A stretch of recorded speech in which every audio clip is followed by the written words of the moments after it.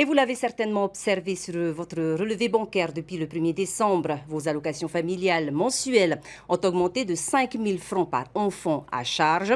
Une revalorisation qui touche l'ensemble des régimes de la CPS, dont le minimum vieillesse. Une bonne nouvelle pour les familles polynésiennes qui attendaient depuis 18 ans une augmentation de ces aides sociales. Les précisions avec Nicolas Pérez. Annoncée en Conseil des ministres fin novembre, la revalorisation de 5 000 francs des allocations familiales et du minimum vieillesse est aujourd'hui effective. C'est une mesure qui est saluée par les familles, en tout cas que nous recevons dans les guichets.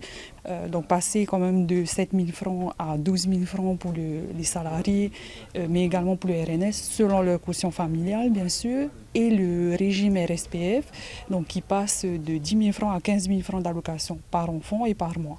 Une réévaluation qui vient à point nommé pour les familles polynésiennes, puisque cette aide précieuse n'avait pas été recalculée depuis 18 ans. Les dernières revalorisations pour le régime des salariés et des non-salariés datent du 1er janvier 2004. Et ça répond à des attentes, en tout cas des assurés.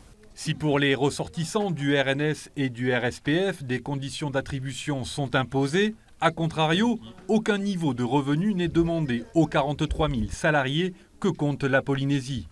Un écart de traitement qui pose question du côté des patrons.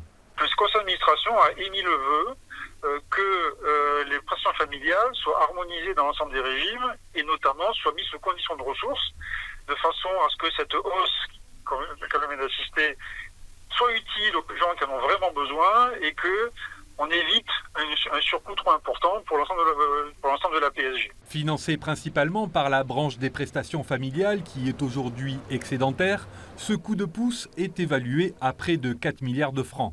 Il fera certainement l'objet de modifications, notamment sur les conditions d'attribution du RGS par le futur comité stratégique de la CPS, qui devrait donner ses premières recommandations au cours du second trimestre 2023.